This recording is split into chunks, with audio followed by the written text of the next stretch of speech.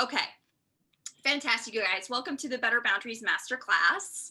If you do not know who I am, now you do.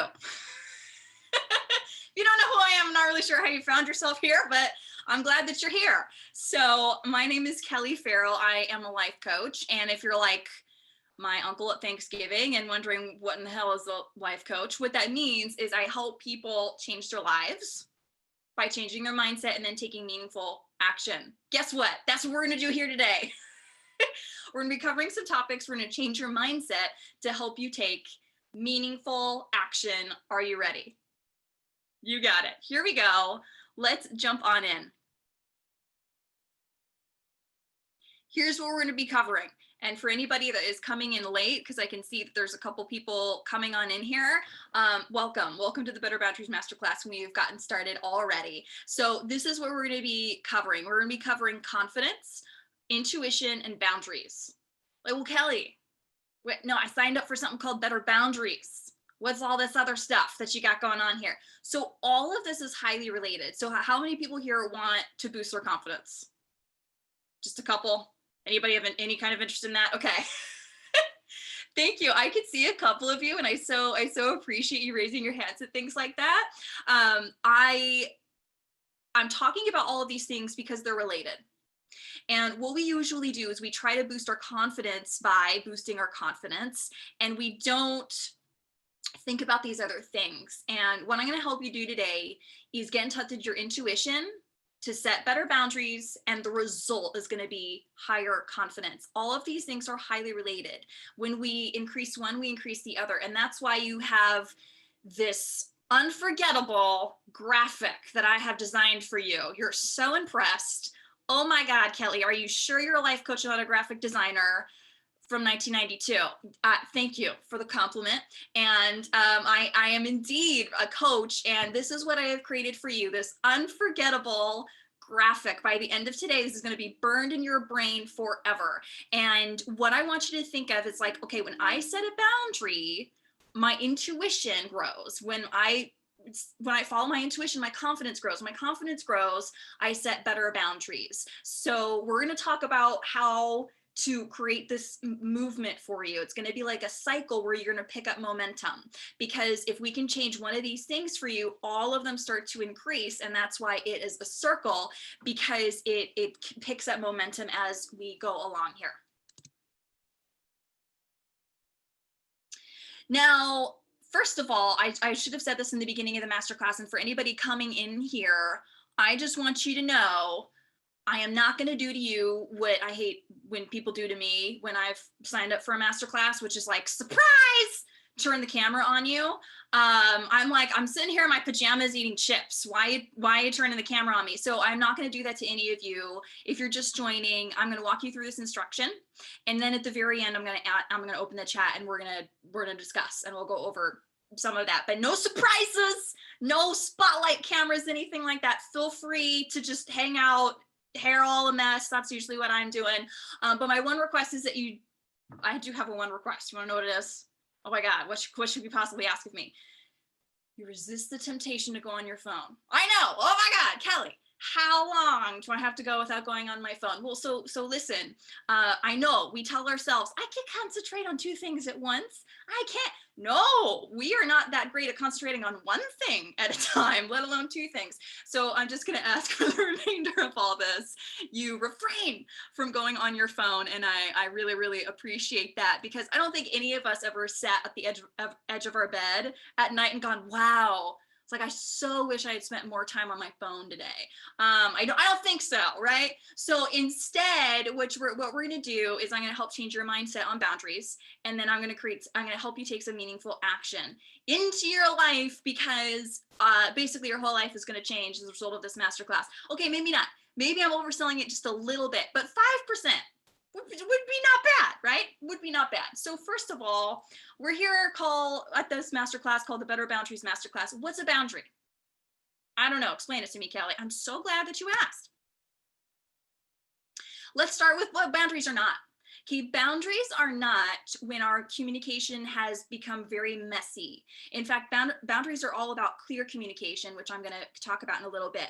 But a boundary is not you running away from a difficult conversation, or when things have gotten so messy that you explode. Have you ever done that where you have let someone violate your boundaries and it hasn't felt good to you on the inside?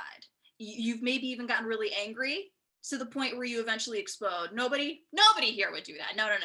But just in case, I want to be clear on what it's not. It's not a wall. It's not a wall of disconnection that we put up when we feel angry. It's not a wall against love. And I think all of us at some point have, if we haven't spoken up, because if we haven't had a lot of confidence, we haven't followed our intuition on when a boundary has been violated, we get angry, right? Anybody here? No, of course not. No, nobody here. But just in case anybody watching has gotten a little upset, because we have feelings about it. When a boundary has been violated, we have feelings about it. And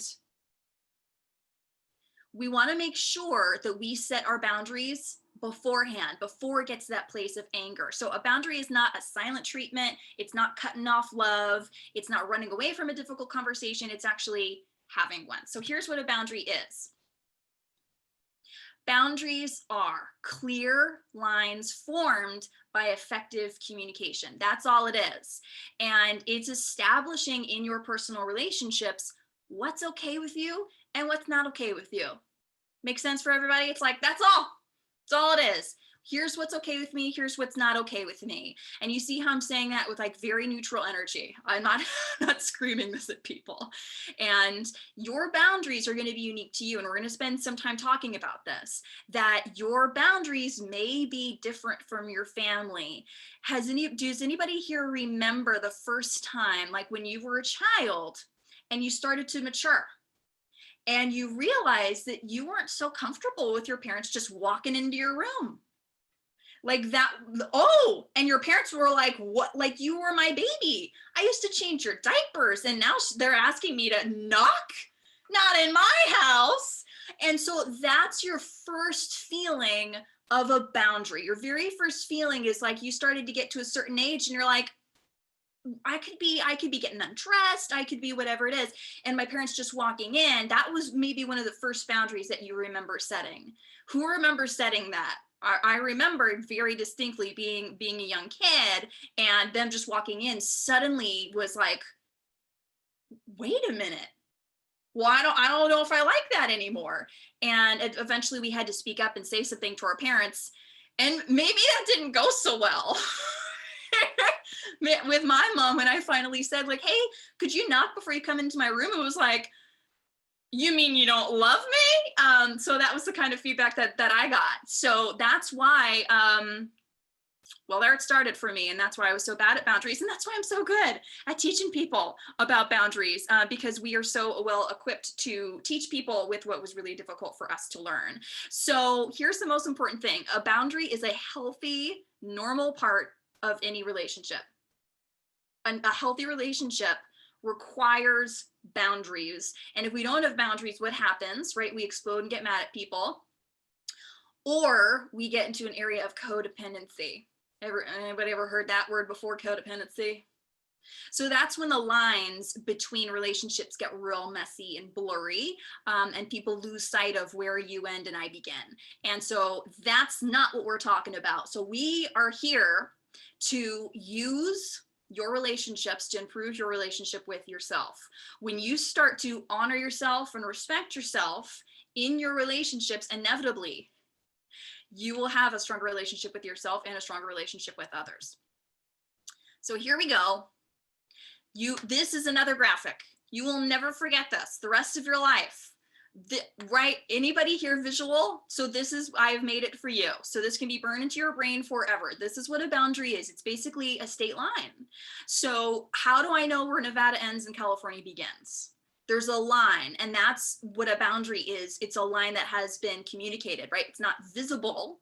So it's up for us to feel on the inside what the boundary is. And then we communicate that and we set that. So think about, and all you people that are like, I'm in Europe, Kelly, what are you talking about, a state line? Just think of it as a country line, right? Where there's no wall, there's a clear line, right? So in other words, it's like our hearts are open to people. Our hearts can be more effectively open when there's a clear line of here's my personal space. And we're going to talk more about that. Boundaries make people feel safe and feel protected. And that actually goes both ways. Everybody feels safer when they know what the rules are. So boundaries, I think people pleasers tend to have this idea that boundaries are not nice. That's not nice to tell anybody no. And actually it is. It makes people feel safe, and then they feel respected and you feel respected. And so what it is like, think about the difference between California and Nevada, right? We're open to each other. The love is open, but there's an established clear line of here's what's okay in California, here's what's okay in Nevada. Pot's legal here, not here. Gambling is legal here, not here. You get it. All right, we've made it clear, Kelly, we get it. So it's like, this is me, this is you, this is what's okay with me, this is what's okay with you. And this can be actually a little bit tricky, right, with our families, because our boundaries can be wildly different from our families. So when you told your mom, hey, can you please knock before you come into my room? Maybe she took that really well and said, oh, okay, sweetie, I respect your privacy. Or maybe she had a very different idea of like what was okay or not. But I bet she wasn't all excited about you barging in on her room without asking. Just throwing that out there. Moving on. So what's in the way? If you're here, you want help with all of these things, or at least one of them. Probably all of them, because they are all related. What's in the way? I promised you, it's like, I'm going to reveal the big secret. Oh my gosh, what could possibly be in the way? What's the one thing blocking all of these things? Anybody want to guess? What's the one thing in the way of blocking all of these things? I can see you're wanting to guess, and I can't hear you, and I can't see the chat yet. So tell me, but not your head. I can see you nodding. I can see you people. I just can't hear you yet. We'll have a discussion later on, but here we go. So what's the very one thing? Drum roll. You're so excited. Oh my God, Kelly, get to it. I just want to know. The need for other people's approval. The need for other people's approval is the one thing in your way to blocking all of these things. And here's why. If someone is violating your boundary, you are not feeling so hot on the inside about it, right? It doesn't feel good to you. If you need their approval, do you see how you're less likely to establish that boundary? How you're less likely to say no to someone if you feel like you need their approval? So when we let our boundaries be violated, we are ignoring our own intuition, because our intuition is that feeling inside of here's my boundary, and it's going to be different for everybody. So if I let a boundary be violated, I have ignored my own intuition. What's the feeling I get when I ignore my own intuition and I allow my boundaries to be violated because I need someone's approval? What's the feeling?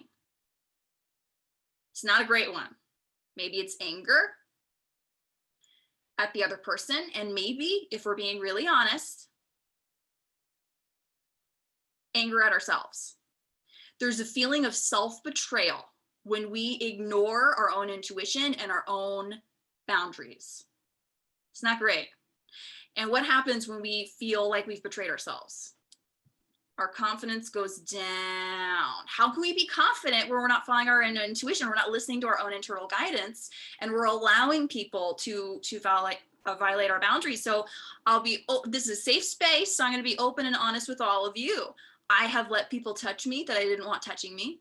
I've let people kiss me. I didn't want kissing me because I thought, well, I don't want to hurt their feelings. Well, actually, that was just a nice story I was telling myself. What really it was like, I didn't respect myself enough to say no. Uh-oh. Well, then what? I let my boundary be violated because I didn't have a lot of self-confidence. I'm back in that cycle. I'm back in this. This is the cycle of disempowerment, because I told you, as we increase our intuition, we increase our boundaries, we increase our confidence, and that's positive movement, but it also goes the other way. It's like, if I don't have the self-confidence to follow my intuition of setting boundaries, I let my boundaries be violated, then I have got less self-confidence. And here we are in this loop, this cycle of disempowerment. Confidence, intuition, and boundaries are your center for your personal power. And when one of them starts to erode, all of them start to erode. And then it has this snowball effect. I can see you. Yes, they're taking pictures of this incredible graphic that I have made for you. Yes. Go ahead and take a snapshot, have it burned into your brain forever. Only don't, because this is the one that you don't want. You don't want the lack of confidence, lack of boundaries, lack of intuition. This is not what we want. No, we don't need this. In fact, let's talk about how much we don't want it. So this is more of like what's created just by these things. Now, nobody here, I'm sure, struggles with any of this, but just in case, if you have got the lack of confidence, lack of boundaries, lack of intuition, you also have lack of personal power. Because again, these things are your center for personal power. You will fear rejection, right? Because if you need people's approval because you lack confidence, that actually can become an addiction. Can you see that? It's like, well, I need this person's approval, so I let them violate my boundary, but then I've got even less self-confidence, so then I need their approval even more. Oh Lord, right? Okay, lack of self-discipline, right? There's a lack of, if you don't follow your own intuition, there's a lack of self-respect. If you don't respect yourself, how are you going to take action about the things that you care about? Fear, obviously, of what other people think. Lack of courage to take risks. If you don't listen to your own intuition, how are you going to take risks? If you need other people's approval, you're not going to be able to take risks because it's giving your power away to other people. That's what needing approval is. You will have a weak will. You will fear not being enough, and that feeling of self-betrayal when boundaries are violated. So I want to share with you, I had a client who had that feeling of self-betrayal, and what was occurring for her was a physical boundary was being violated at work. I wonder how many people here can relate to this. So she came in for a session like really upset, already didn't like her job, if anybody can relate to that. And I said, well, what's the most objectionable thing about your job? She's like, it's my boss. I'm like, well, what's the most objectionable thing about your boss? And she thought for a minute. She's like, he comes up behind me at my workspace, like imagine he's coming behind you and puts his hand on my shoulder. And think about that feeling. It's like, that doesn't feel good, right? To have somebody kind of creep up behind you and then touch you, right? So that's a physical boundary. And I said, well, what's stopping you, right? What's in your way from asking him, hey, please don't touch me. I've got a personal boundary. I don't like to be touched. And she's like, what if he fires me? Right? And that's like a classic example of needing somebody's approval, but we let our boundary be violated. So she was really upset, but through our coaching, we did some deeper work. Guess who she was really mad at? Herself, right? That feeling of self-betrayal. And then she got stuck in this cycle. You got it. I appreciate you nodding along. I can see you guys. Okay. So this is what most people try to get out of this cycle of disempowerment. What they try is they go, well, I'll just be more confident. And like, there's some truth to that, right? And I appreciate that. But here's the thing. If you wait to feel 100% confident before you start setting boundaries or following your own intuition, you're going to be waiting a long time. I want to get you guys there a lot faster. So this is not what we're going to do. We're not doing this one. There, stunning visual example of, oh, we're not doing this. Moving on. This is what we're going to do. And you can tell by the beautiful colors, oh, this is the one I want. Okay, this is your cycle of empowerment. So if you get anything out of this class, it's going to be that all of these things are related. And when we feel confident, we take action. But also, how do we start to feel confident? It's the chicken and the egg. Well, where do I start? What do I do here? Where do I start with all this, right? So if we are waiting for the confidence and we're like, I'm tired of waiting, let's get you into some meaningful action here today. And we're going to do that, right, by changing your mindset and then by giving you a couple of things to take out into the real world that you can actually apply. So this is a cycle of empowerment. When we start to listen to our own intuition, we start to set our boundaries, which might be wildly uncomfortable to start actually verbalizing these things and saying no. But when you take uncomfortable action, when you take the action of respecting yourself and honoring yourself, hey, you start to get a bit more confident. You start to get more confident. What are you going to do? You're going to listen to your inner guidance more. It's less of, I need other people's opinion. I need less of their advice. I need less of their approval. I need even less assurance to take risks because I trust myself on the inside. I trust more of my own feelings. And so your confidence grows, you set more boundaries, and then we're in this cycle of empowerment. So when we start to listen to that inner voice inside, we start to grow our boundaries, we start to grow our confidence. Anybody here have any interest in these things? Personal power, honoring yourself, self-discipline. Anybody here struggle with self-discipline? Just a little, just a little, Kelly, just a little. The ability to take criticism. Anybody here like a little bit sensitive to negative comments from other people? No. It's you raising your hand, really. Oh, just a little, just a little. I mean, just a bit, you know, just a natural, normal little bit amount. But listen, courage to take risks. When you start listening to your own intuition, yes, you will have more courage to take risks. You will have the strength to face challenges. You will have, right, when you have more self-discipline, you have more ambition, more productivity, because you're listening to your own inner intuition about what is right for you in your life. Anybody here ever like go to their parents and ask them what they think they should be doing with their lives, and then they're like, "That wasn't the advice I wanted to hear"? No? Okay. We're going to talk more about that. And then there's commitment to your word, right? It's like, if I feel more confident, I trust my intuition, I'm going to commit more to my word. So where do we start? The chicken and the egg question. Okay, how do I start getting on this path, this cycle of empowerment? How do I start tapping into this? So most people have tried starting with the confidence. I'm going to do something different with you today. You want to know what it is? You're so excited. I can tell. You're going to start with intuition. And you're like, what, Kelly? Hello, I came to a masterclass called Better Boundaries. Let's spend more time talking about boundaries. How do you know what your boundaries are?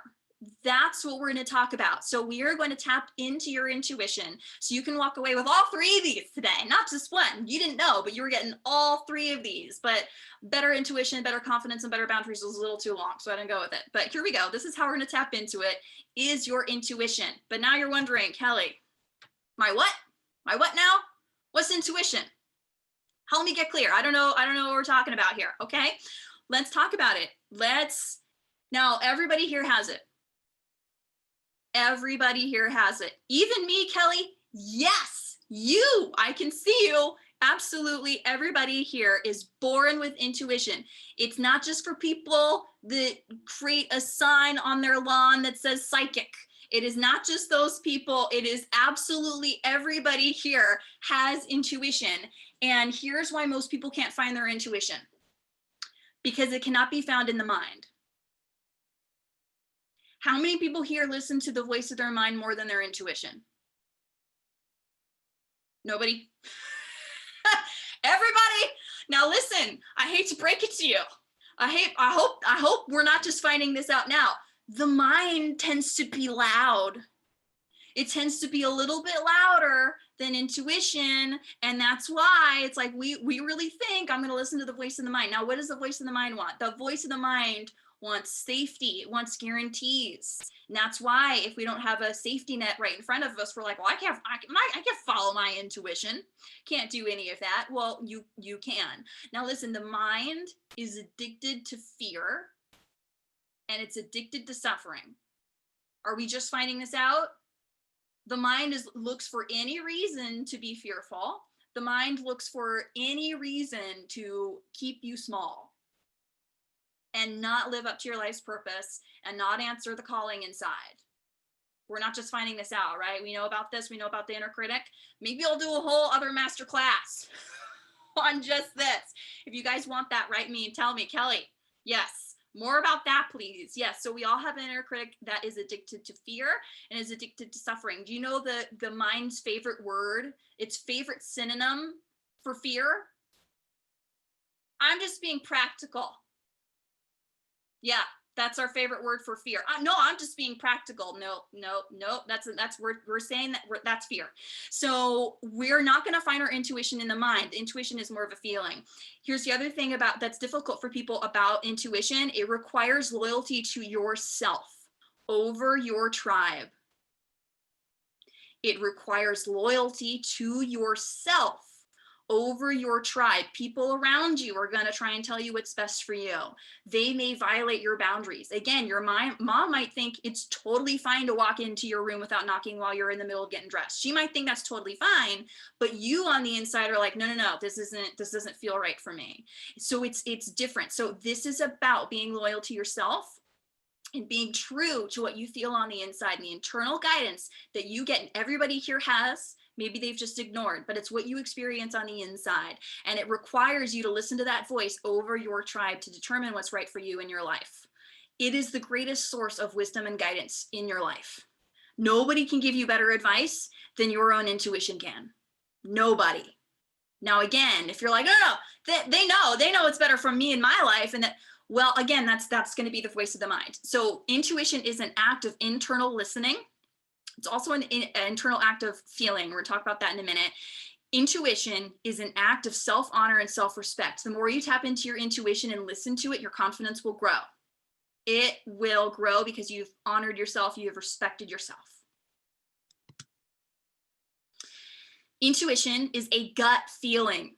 It's that feeling that doesn't have words. It's guidance from inside that doesn't have words. And again, the mind is obsessed with safety, guarantee, familiarity.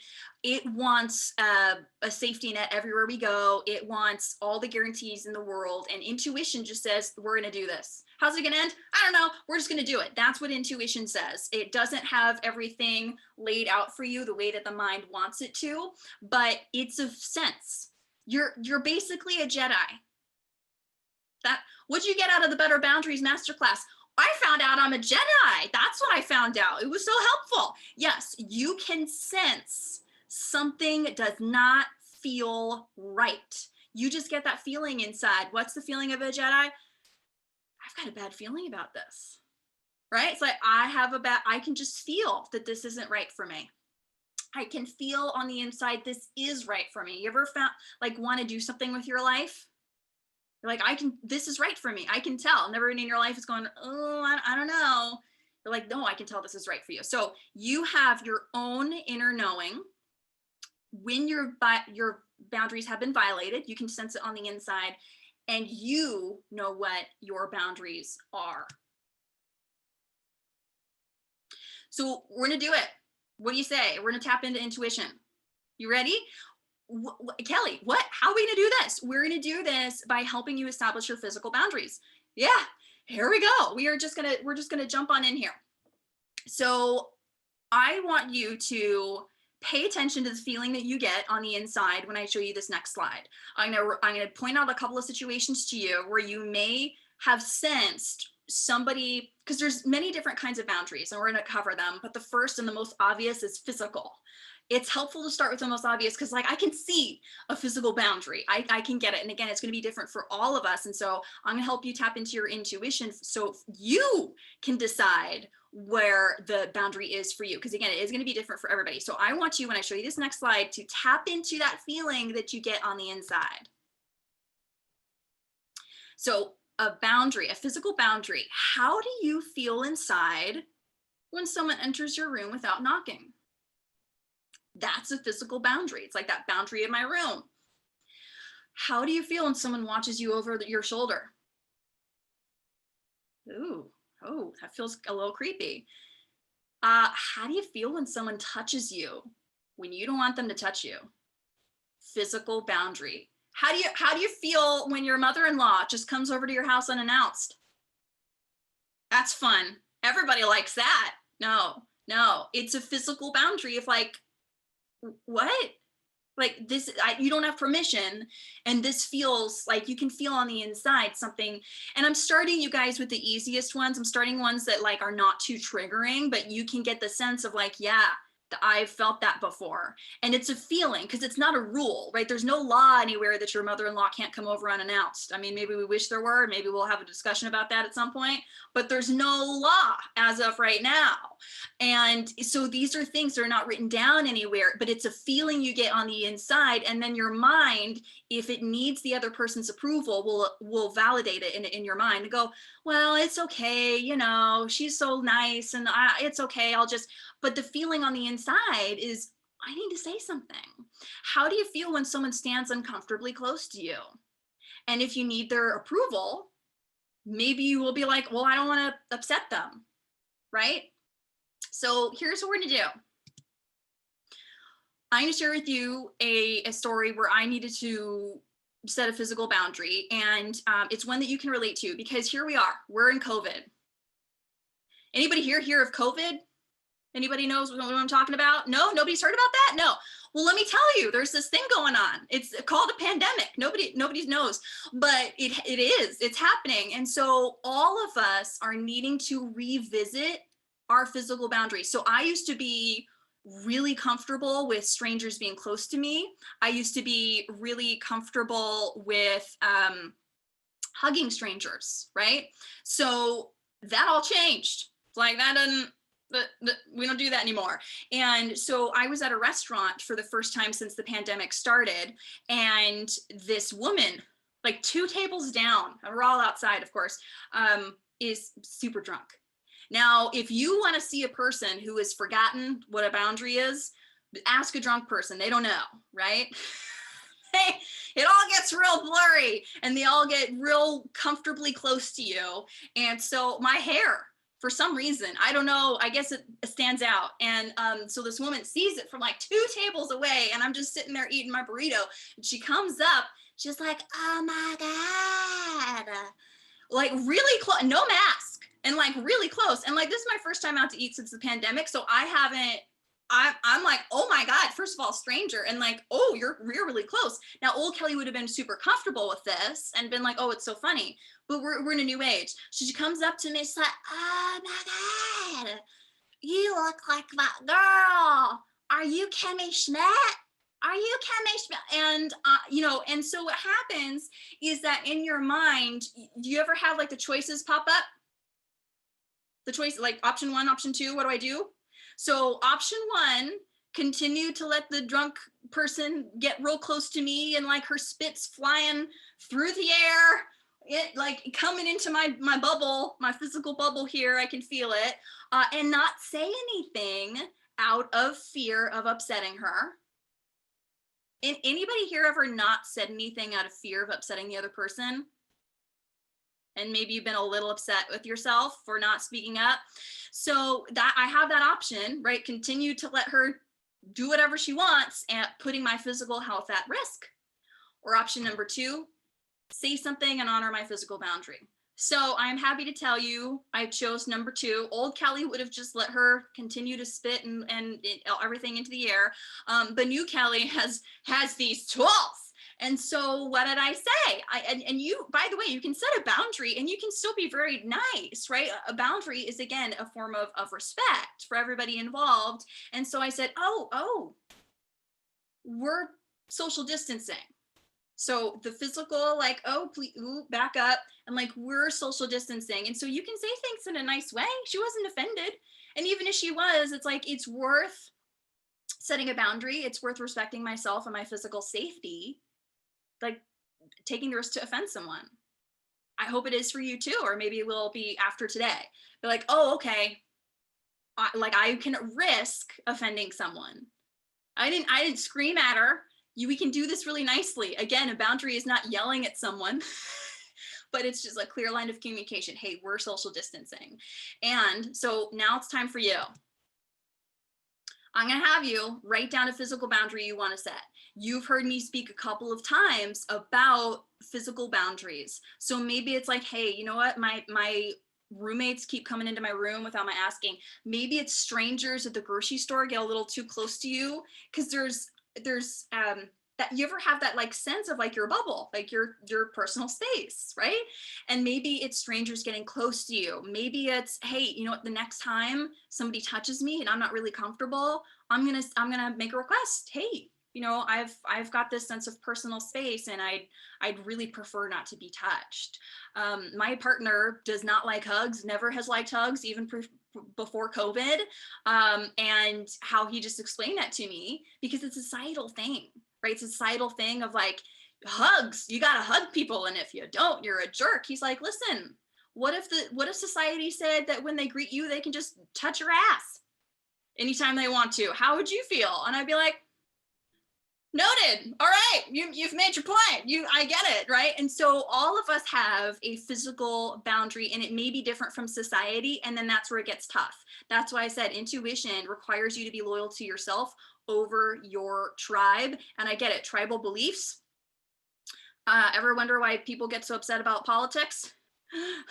We'll save that for another day. But that's all, again, about tribal beliefs. And so going against your tribe can be very, very difficult. But again, it's if I can honor myself over my tribe, I'll start to set those boundaries. And so he was very clear. So what I'm going to have you all do is you're going to write down, all right, you know what? Physical boundary, I'm writing it down. And if this is new for you, we're going to start with something small. It's not going to be something highly, highly triggering. It's just going to be, you know what, next time someone at the grocery store gets a little too close, I'm going to speak up. I'm going to do one action that old me would not have done. Because if you can take one uncomfortable action, and yes, right, growth is uncomfortable. The mind wants us to stay comfortable. If I can speak up for myself and I can set one new boundary, my confidence will grow. My confidence grows. My intuition gets louder. Voice of the mind can start going away. I follow my intuition more. I set boundaries more. My confidence continues to grow. So we're going to start you on this cycle because you already have intuition. You don't need to learn it from me. Maybe you just need to tap into it a little bit more and listen to that and start honoring it. So I'm going to have you write down, what's this new physical boundary that I'm going to set? And I can see some of you writing. That's so fantastic. I'm going to do it. I'm going to say the uncomfortable thing. Because if you're willing to take new action, your brain goes, oh my God, we're different. We're going to be different. And then you're right. You may even get the adrenaline rush of like, okay, I'm going to do it. I'm going to say the thing. And you say the thing and you're like, oh my God, I said the thing and I didn't die.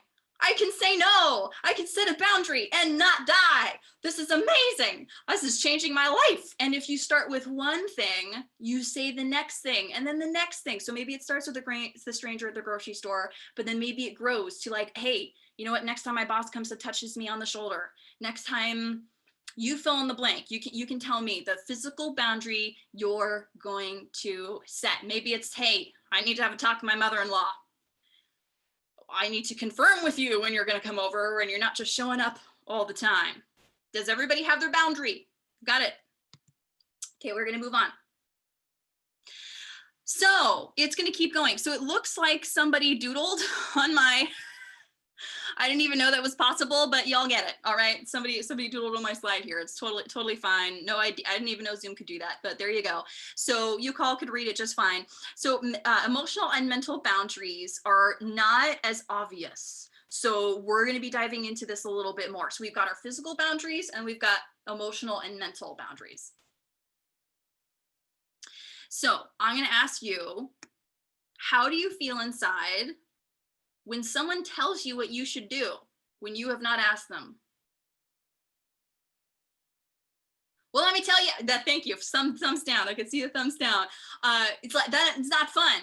Like, who invited you over? Who's this person? Tell me what to do with my life. Like, nobody asked you. How do you feel when somebody asks you a highly personal question without permission? Anybody ever here been asked by a stranger, hey, so yeah, are you gonna have kids?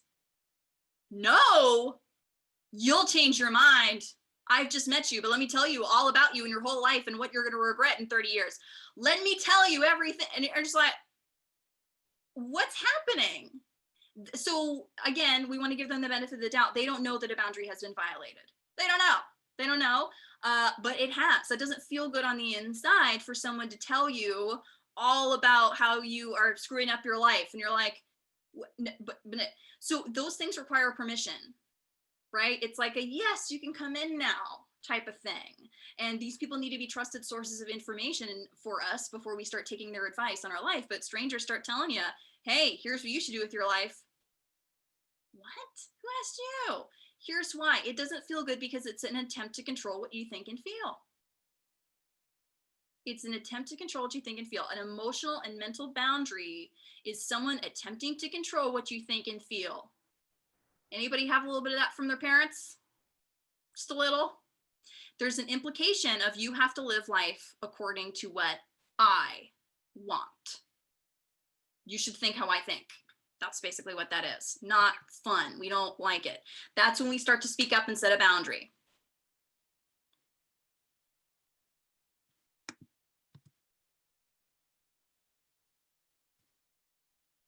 So you guessed it, we're going to have you also write down an emotional and mental boundary that you want to set. So let me share with you this story. This is so common. Most of you have probably experienced this, and maybe you even disagree with me on that this is a boundary. You're free to, but I'm going to offer this to you because mental and emotional boundaries are the ones that are really going to block your intuition.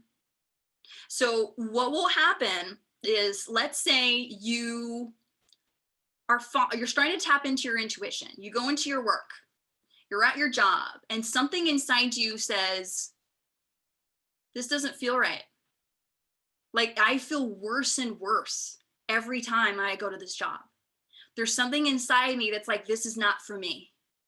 I have an idea of what I need to be doing with my life. It feels scary, it feels risky, but I know that it's right for me. There's something inside me saying, I am not meant to be here. I am meant to be doing something else. And so you call your parents. You're like, Mom and Dad, I think I'm going to quit my job. I think I'm going to quit. And they're like, no, you can't. What are you thinking? You can't quit your job. You need the money. You need to survive. Your money is scarce. You need to stay at your safe. I don't care that you hate your life. I don't care that you've got an inner calling, that you're not living up to your life's purpose. Get out of here. Purpose? The purpose is to make money and then you die. That's the purpose of life. What are you thinking? And so it's so common that some of you may be going, well, Kelly, that's just how life is. But how many of you hate your jobs, and how many of you are going, well, shit, like, I'm not supposed to be here. There is supposed to be something that I'm doing, but you've bought into the opinions of others that money is scarce and we have to hold on to our jobs that are terrible in order just to merely survive. Now, maybe that's okay, but if you're unhappy and you're feeling like, I'm not living my life's purpose, hello? But emotions are not just here to inconvenience us, they're here to guide us. Of, oh, this doesn't feel right. Maybe I'm meant to be doing something else. So I'm going to have you write down a mental and emotional boundary. This is when someone has asked you to think or feel the way they want you to, rather than you just being true to yourself. So take a moment, write it down. What has somebody said to me where I'm just like, that's crossed a boundary? Somebody's asked a question where that has crossed a boundary, or it just didn't feel good. Everybody set, like, you know what it is? You'll have some time to consider this later.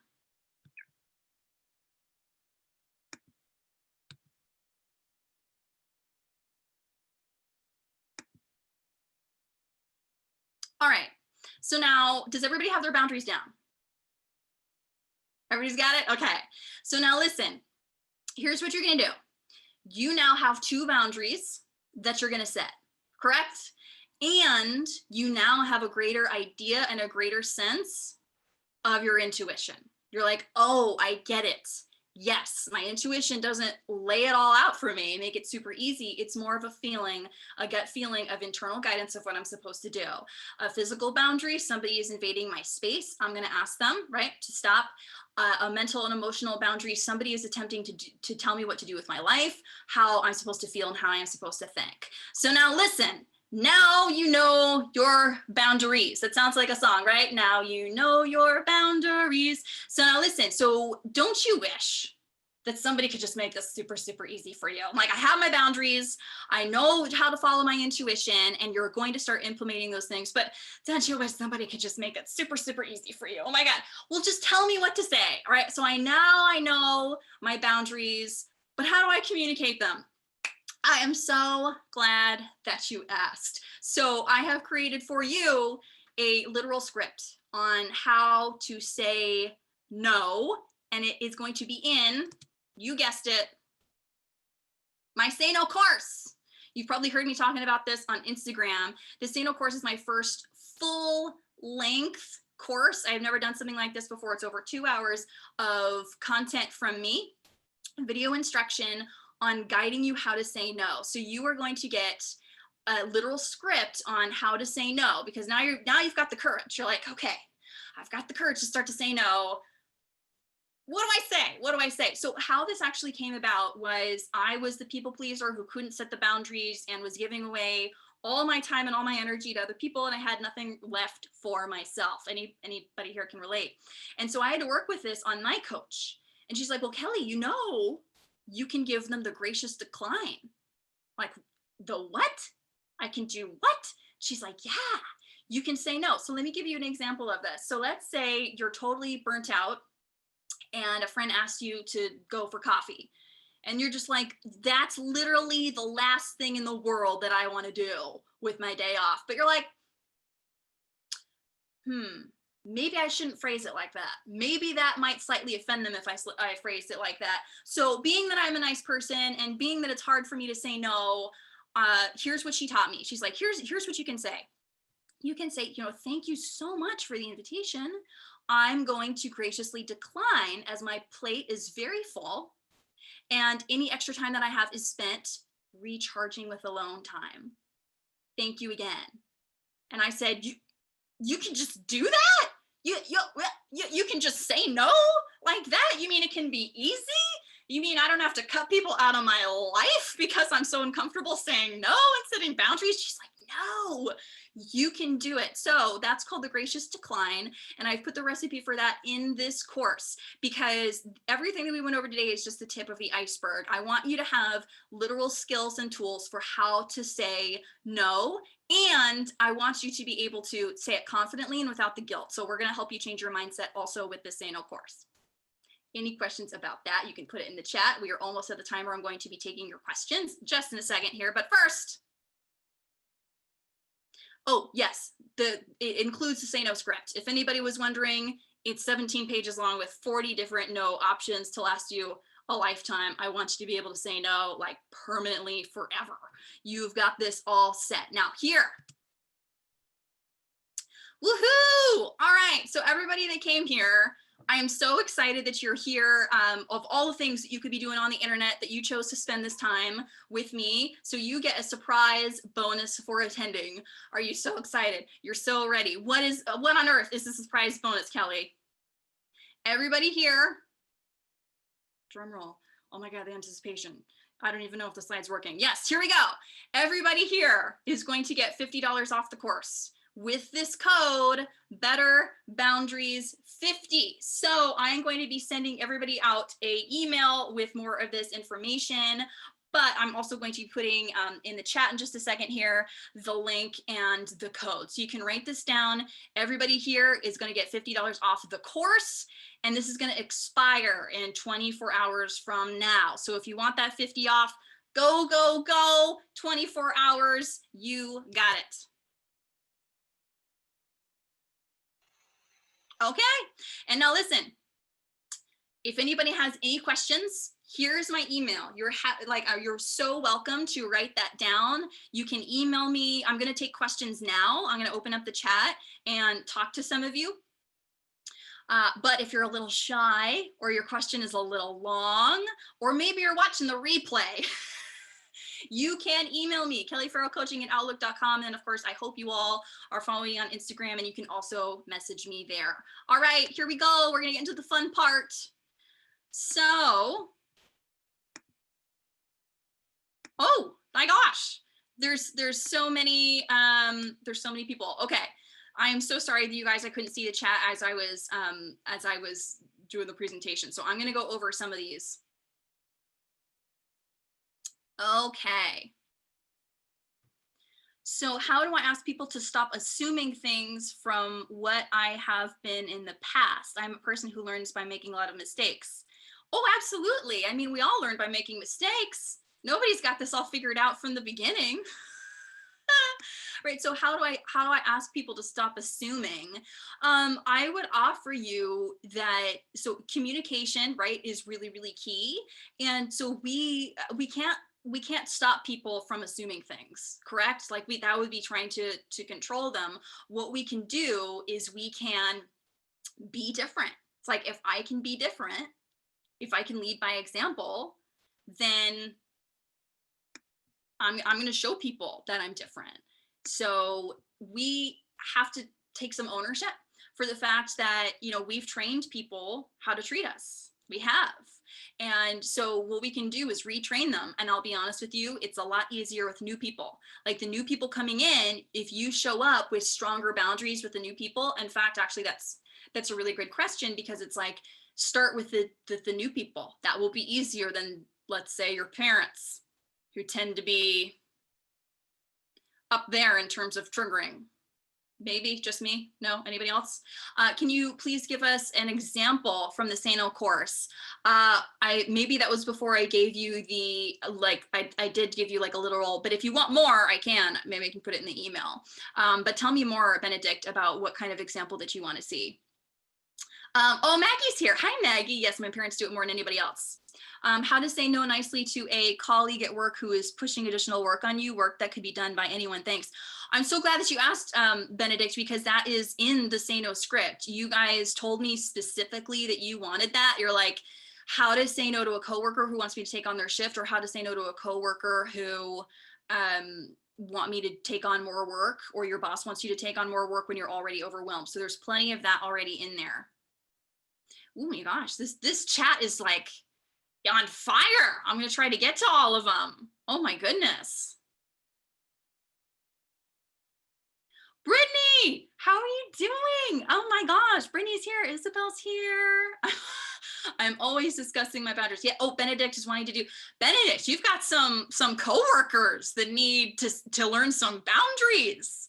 Yes, and you can be the person. By the way, you guys, like, don't you wish that this stuff was taught in school? How different would our lives be? It's like people taught us about boundaries, taught us about our intuition. Yeah, our whole work environment would be different.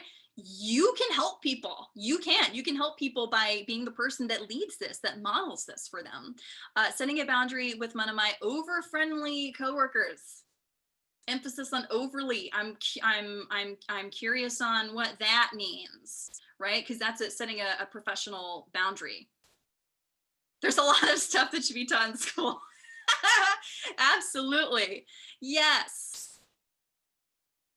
I know several people with good boundaries. Awesome. How do we set a boundary of someone asking very personal questions when they always have and I have always answered? So I'm gonna just give this one to you. So there's more things like this in the Say No course, but here's what I'm gonna share with you. So I'm a person who uses life to learn. That's my context for life. And that's how I think of life. It's like all of life is for learning. So I learned from when I crossed someone's boundary.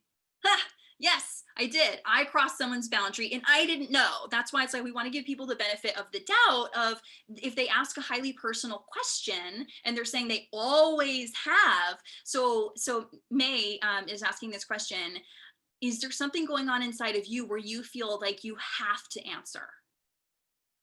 Because if they keep asking, it means they're not getting the hint that this is a personal question. So when I violated somebody's boundary, it was somebody who worked at the university that I was attending, who I was paying a heck of a lot of money for, like at this university, and he was in one of my classes. And so I asked a question. I was like, oh, because you work at the university, do you get a discount on the classes? Well, now listen, so when it's not our money, it doesn't feel personal. But when it's the other person's money, whoa, anybody here get triggered about money? No, just me. Okay, so now listen. So what happened was I asked that question. I didn't realize that was too personal, correct? Their person is how to set their question is how to set a boundary with someone asking a very personal question. So I asked him that and he looked at me, he's like, it's so interesting. A lot of people ask me that question and it's a highly personal question. Silence. He didn't answer, right? So what he let me know was like, oh, and he didn't say it with like, that's a highly personal question. He wasn't mean. Again, that's not a boundary. We're not being jerks in order to set boundaries. There's no need to. You can do it with your energy. And that's something that I talk about more in the Say No course, is how to stay in a neutral, strong, empowered energy as you communicate, because even more than words, the most important thing in communication is our energy. And so what he did was he said, that's a highly personal question. And I was like, oh my God, that was brilliant. So I took that, I used that mistake, right? Somebody's saying I use mistakes to learn. Absolutely. We all do. I hope we do. I use that to learn. Oh my God, I can say that when people ask me stuff. So as I don't know, any ladies here ever get asked about the kid thing? Are you going to have kids? People at the grocery store follow me around to ask me if my hair is real. And I don't know who told them, like who sent out the newsletter to all do that, but like they follow me around the grocery store, and if I don't answer, they're like, are you going to tell me? Is it? I have to know. I'm like, why do you have to know? Why do you? And so it was a personal question. So anybody that is the question being, how do I say no, or how do I set a boundary with someone who's asking a highly personal question? So here's what I do. Oh my God, is that your real hair color? Thank you so much. That's an interesting question. I get that asked a lot, and it's a highly personal question. Silence. We underestimate the power of silence in communication. When you say that with neutral energy, and then you say nothing, the other person's like, they just don't know. They don't know. When it's not your money, it doesn't feel personal. When it's not your hair, it doesn't feel personal. It's like they just don't know. So when you let them know, it's a personal thing. And I'm not making them wrong. I'm not punishing them. I'm not scolding them. I'm just saying it with like neutral energy. That's a personal question. So that was a super long response to your. Did that answer your question? I hope it did. In Russia, if you ask that to a stranger, you would get the who the heck are you to ask that question? Well, listen, so isn't that interesting? Culture, like there's societal norms, and cultures have different norms. And I'm so happy to know that in Russia, nobody's going to follow me around to ask me that. When a parent or sibling is giving you advice, they talk from their experience and I understand it. Okay. But how can I get them to support or be on my side when I am experiencing something really different? How can I politely tell my family that I understand their perspective, but I think or have a very different opinion? Honestly, you're doing great. I mean, because listen to your languaging right there, right? I respect your opinion. I so appreciate you. And this is more in the, so by the way, in the Say No course, I have things tiered from easy no's to difficult no's. And I start off with the easiest ones to help you build your no muscle to get you used to doing this. Family's at the tippy top. Nobody triggers us like family. So I save family for the very, very end. Once you feel like, okay, like if I can say no to my friends and I can say no at work, maybe I hope to God I can start saying no to my family, because it's different. I get it.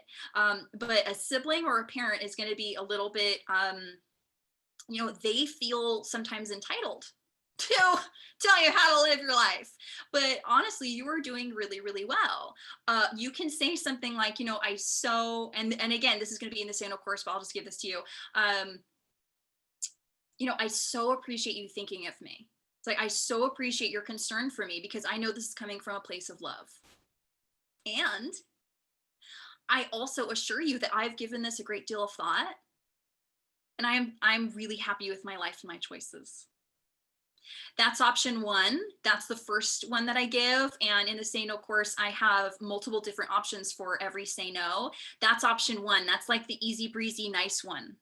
That's just like, oh, thank you so much. I know this is coming from love and a deep concern for me and my well-being. And I want you to know I'm very happy with my life choices. And that's option one. And then it goes all the way to option 4, which is setting a very, very firm boundary. And this might get a little uncomfortable, guys, but it's something like this. And I'm going to shift a little bit in my energy and you might feel it, which is that, I've noticed that we've talked about this several times, and I've noticed that it's beginning to put a strain on our relationship. My intention is to create and maintain a supportive and respectful relationship with you. And I'm asking you to respect my personal choices. Can we make an agreement that we will no longer be discussing this? And then I give you options for what they may like, what to do after that, depending on what they say. And if they say yes, you go, great. We have an agreement that we will no longer be talking about this. I so thank you and appreciate you. Or option 2, they say no or anything other than yes. And you go, okay, so listen, I'm available for any other kind of discussion. I'm not available for this. So I get it. Anybody so heart pounding, like, I gotta say no to my family that's pressuring me to make a super personal choice. That's what the script is for, to make this easy for you. Okay. Oh, hey, Maggie. The cultural difference is definitely something. In Asia, a lot of people are overly judgmental and they have no idea what boundary means. That's interesting. Oh, I get it. You mean, because it's interesting, right? Because maybe they actually have more boundaries in terms of physical boundaries, but less in terms of mental and emotional. Because again, tribal beliefs are such a strong thing. It's so, so, so strong. And it's hard to overcome. And I can really appreciate that. But yeah, if you're feeling like a lot of judgment, I mean, hey, who here has not given in at some point to peer pressure? But that's like a tribal belief and like the whole energy of the tribe trying to like pressure you into doing something. And most of us are programmed to do that because our DNA was coded back when we lived in tribes. So you guys know that's why we fear rejection so badly, right? Fear of rejection is fear of death. Literally a fear of death. We used to live in tribes. And if we were pushed out of the tribe for standing out, we died. We died alone in the wilderness. So let's give ourselves a bit of a break here of like, yeah, that's why we're so afraid of rejection. But it's so interesting that our DNA, everything in our DNA still says, fit in, don't stick your neck out. But now in society, all the people who stand out are the ones that are the most successful. And if we're kicked out of one tribe, we can just make new friends. So it's just a really interesting thing that our brains and our DNA has not evolved to the point of our society yet. So like if you find that you're with a bunch of judgmental people, and I know you, Maggie, I know that you're no longer in Asia, I know you're in Canada, you're like, I've made my own life. I'm making my own life and I'm following my own intuition. And when I coach people, the number one thing that we use for their tool of guidance of what to do with their life is helping them tap into their own intuition, right? The coach doesn't just sit around and tell you what to do. They're like, well, what's calling you on the inside? And we're going to start to listen to that more than the voice of fear. And then we're going to start taking meaningful baby steps towards that. It is very often, Benedict says, it is very often for the other person to step over any boundaries you set because of some people. Very often the other person to step over any boundaries you set because for some people pushing their interest comes very natural. Yeah, so are you talking about somebody that's kind of a little pushy? What'd you say there, Benedict? So yeah, so it's establishing a new way of being with that person, right? So people expect us to just be the person we've always been until we start being different. And so Benedict, when you start showing up in like a more empowered, neutral energy, oh, not just that, they keep insisting. It's got to be like a firm. It also depends on what's being discussed, but absolutely it would be, you're going to show up differently in a different energy and stop behaving the way that you have. And if they keep insisting, if they don't listen, because that example that I just gave you of like, my intention is to have a supportive and respectful relationship with you. Can we make an agreement that we will no longer be discussing that? If they say no, I mean, sometimes we do need to let people go. I mean, who is this person, right? And it doesn't mean we have to let them go forever. It can just mean a break until you start to develop a stronger sense of intuition and a stronger sense of confidence within yourself, that then you are then the more certain person, because the person who's got the more certainty in the room is the person that has the impact on the others. And sometimes it's not certainty based in facts. Sometimes it's certainty based in just energy, the person with the strongest energy. And so sometimes we need, oh, this is the person at your work. Oh Lordy. I mean, that's interesting, Benedict. I'm curious if this is a coworker or a boss, right? Because that's a different thing. But in the Sano script, you've got some stuff to set some boundaries with. Can I just speak here because it's easier? Hi. Right. Hello. Hello. How are you? Hi. Yeah. How are you doing? So nice to see everyone here. I'm very happy to be here, just to get that out of the way, and to get to my question. It's about. I think we can all relate to this. It's just some persons keep insisting, regardless of the boundaries you set. They just let's say turn it into something funny. Oh, you are, of course you have so much to do, you don't have time for anything. or they just become rude even though you set boundaries. But then you have to be very careful because you will be with that person in very different environments within your work, so you Is this cannot a just be coworker? rude. And yes, And are you like the same position at your work? yes, yes, yes, yes. What have you tried so far? Well, most of the time I just say that I'm busy or I really don't have any time to do anything else that I already have like established as far as my responsibilities go.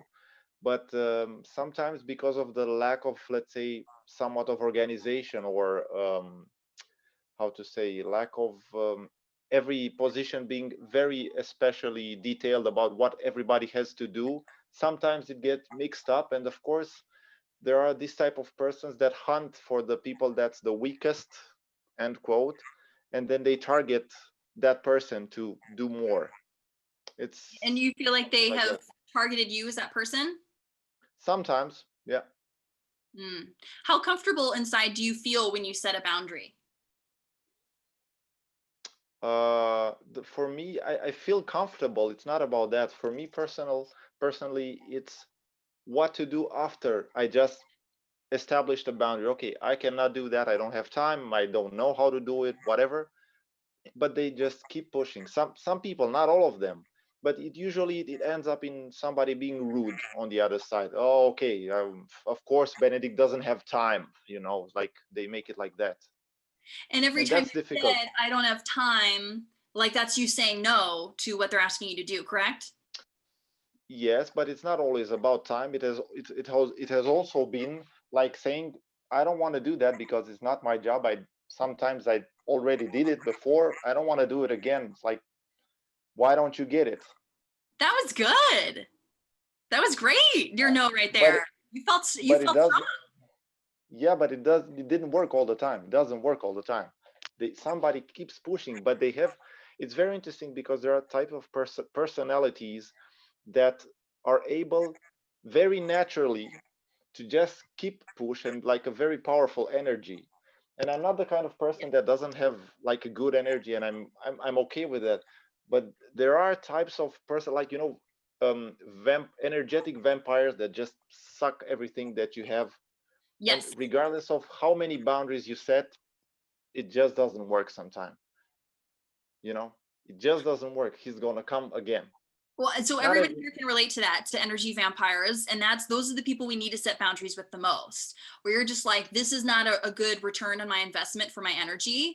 And so I appreciate what you're saying about powerful energy. Now, I want to make sure, like, when you say no, do you make sure that you stay true to that and you don't do the work? Or sometimes you say no and then you do it? No, if I said no, I'm not doing it. But Awesome. for me, but for me, I think, and I think for everybody, the most important thing is how to set that boundary, regardless of the environment that you have to set the certain boundary. How to do it nicely, like how not to offend anyone, and to just be natural, because the natural reason, the actual reason is that it's not your job to do, or it's a boundary that you have to set, and it's your right to do that. And how Absolutely. to do that nicely, with people that don't really um, understand that subtlety. Like, it's often we meet this type of people that don't really have that not common sense, what's the word, have that Well, so politeness, or can I how ask not you, to say. Benedict, where are you in the world?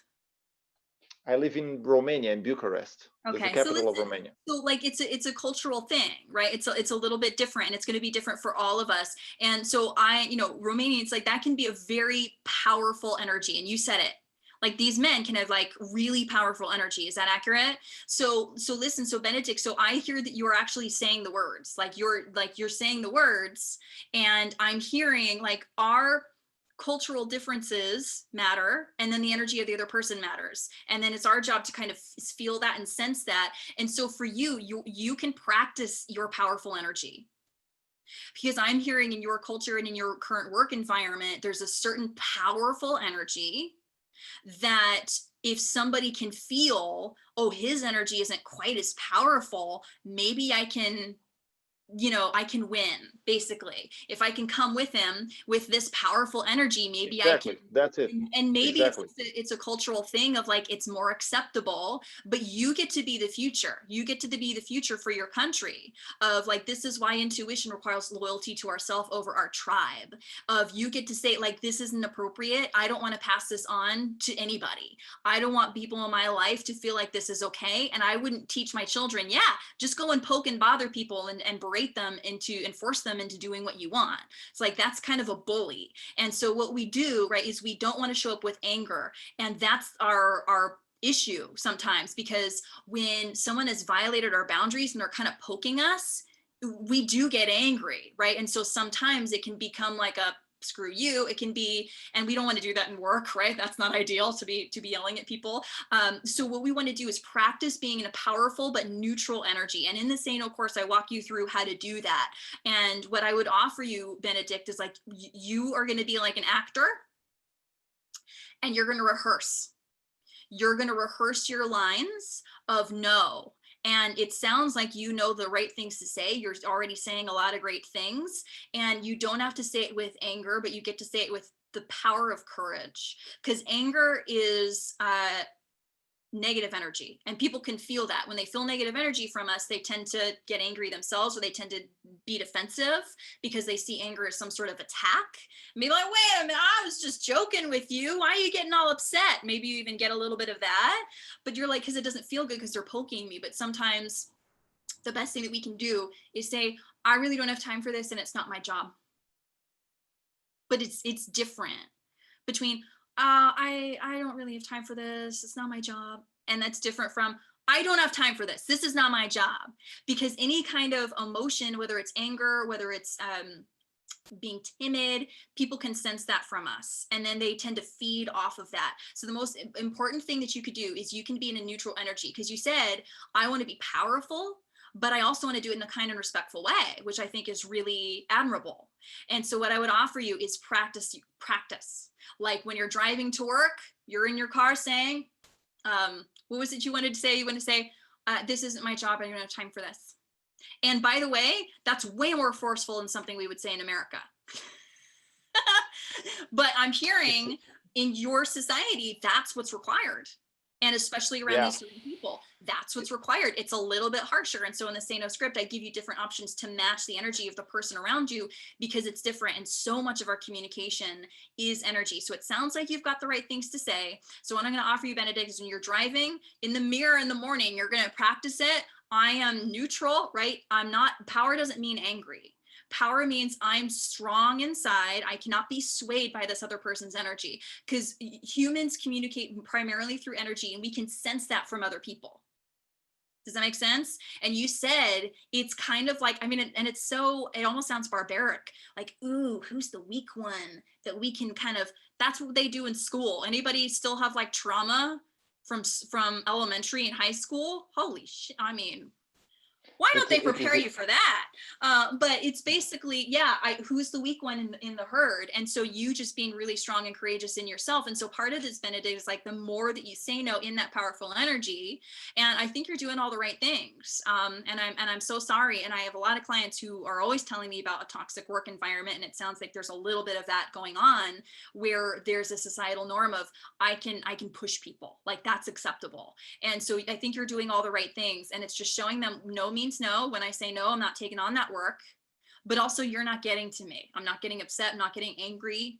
I'm not buying into any kind of story that they're maybe telling you or wanting you to believe or push you, but you're doing the right things. Does this answer your question? Fantastic. Okay. So you're going to be like an actor. You're going to practice it. Thank you. Powerful, but neutral energy. And by the way, neutral energy is basically that boundary of this is what's okay and this is what's not okay. Cool. All right. Cool. Oh, somebody else from Romania. I can vouch for Benedict. I also live in Romania. Ha! People here think that being powerful is the way to get on top. I'm also in the minority here. Yeah. So again, cultures are different. So it's going to be different for everybody in the world. And you matching that energy in the room is going to be important. So does anybody else have any other questions? I do have to complete in about 10 minutes because I've got a client that needs me pretty soon here. Anybody else? I'm gonna scroll to the top because I missed a lot of questions in the beginning and I apologized. Oh no. People are like, oh no, I can't go on my phone.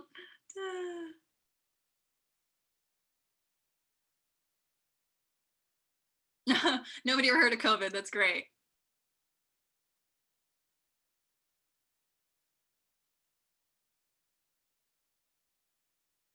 This is great. Okay.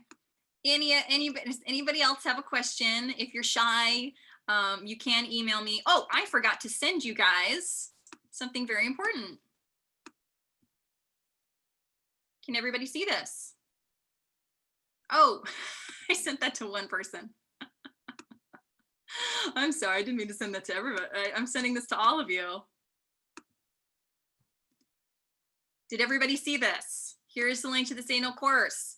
You have 24 hours to use this code, Better Boundaries. Tell us how you've been in the pandemic. So I appreciate that question. How have you all been in the pandemic? Should I just make a surviving the pandemic masterclass? Would that be helpful? So listen, so a lot of things have changed for me in my life. I used to see my clients in person, and then that all went away in March, and everybody knew, or maybe did, I was going to be giving a TED Talk in Europe, like right before the pandemic hit. And, you know, we had plane tickets to Paris and magical things were gonna happen, and then that didn't. And so I readjusted my business really, really quick to everybody on Zoom. So basically, this is like a Zoom call with my clients. Only I do this one-on-one with people.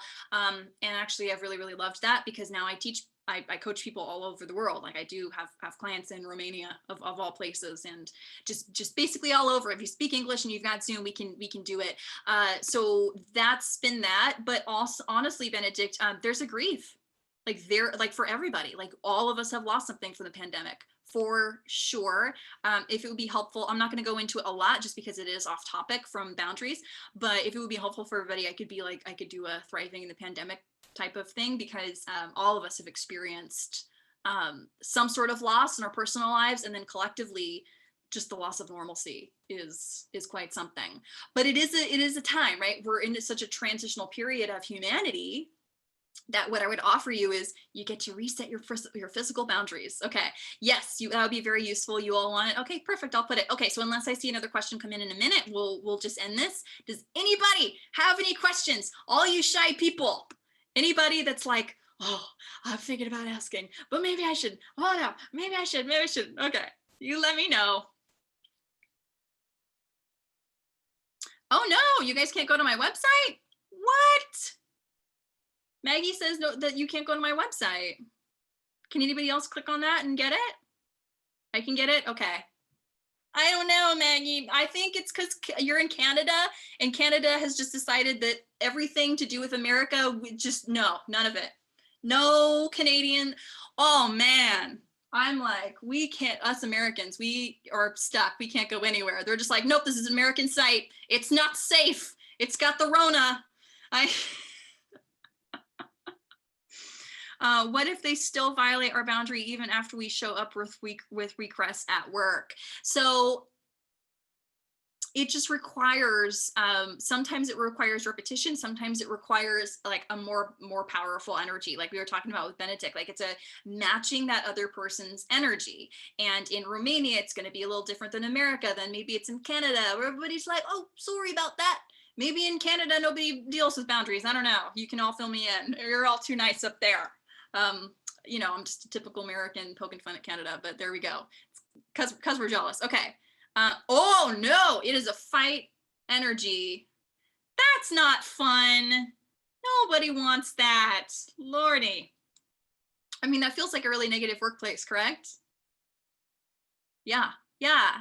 So listen, so the energy you show up with matters, not only communicating to them, but like, I'm going to reestablish the energy here. Something I'm doing with my client right now. He's like, oh my God, my workplace is so toxic. It's like, I come in so happy, and just the moment I step in through the door, it's like it's like the stench of negative energy, just, oh my God. And so something we've been doing is like practicing staying in that neutral energy, right? It's so tempting to want to adjust our frequency and our vibration to the people around us, but that can be, we don't want that, right? Because like if we're vibing up here and everybody else is down here, they can tend to bring us down. So some things that we can do is to the best of our ability, stay in an energy level above that. You guys notice that the energy I get in on with my stories and now with this masterclass, I'm like, I'm here. I'm in this certain kind of energy to wake everybody up and to get them feeling feeling good. Does anybody sense that from me? No? All right, there we go. Yes, you do. Okay, it's different. Your coworkers aren't showing up like this. Okay, yes, you can all feel it. So this is not something that I was about to say this is not something I was born with, but that's not true. It is something I was born with, but what occurs is that the world tends to take it away from us in terms of it tends to want to bring us down. Like we were all very happy at 2 and 3 years old, correct? And then we started to develop our ego, which is right, that sense of self. And then our brains during puberty, the cruelest thing happened. We developed this part of the brain dedicated to other people's thoughts. Right as hair is starting to grow in weird places. Like, what's this? Oh no, and other people have thoughts about me and all these things. And so what we do, right, is we try and fit in, we try to attune to other people's energy and their frequency. And then we have these negative thoughts about ourselves and it brings our energy down. And so I have created this energy within myself by unlearning all that stuff, all getting rid of all the self-judgments. Maybe that's another masterclass I'll do. Okay, does anybody have any questions about the course? Any other questions about boundaries? We feel all set? Okay, you guys, listen, thank you so much for being here. Of all the things that you could have done with your time and your energy. Hi, Corey. Hi, Maggie. Hi. Oh my goodness, it's so great to see you. Hi, Heidi. Listen, you can email me, you can message me, any questions that you didn't have time to ask or you were a little shy or it was a little long. Hi, Brittany. Send it to me and you guys are going to get a replay of this because it was so amazing. You've got to watch it again. You're like, oh my God, that I have to remember everything that she said till I memorize it. I just want to see those beautiful graphics again. That's what I want to see. Hi, T. Hi, great to see you. Oh my goodness. And then again, you're going to get that link. And if anybody wants it, make sure to grab it in the chat, the link to the Say No course. Where to watch again, Benedict? I will be emailing it to you very, very shortly after I'm done with my client. Thank you. Hi, Katrina. Oh my gosh, how are you doing? Oh, hi, Nancy. Thank you. Nancy, you were amazing. I saw you laughing. I saw you giving me the thumbs up. Thank you so much for being here. I so appreciated it. You were a big contribution to this. So thank you so much, y'all. I'll see you on the gram. Bye.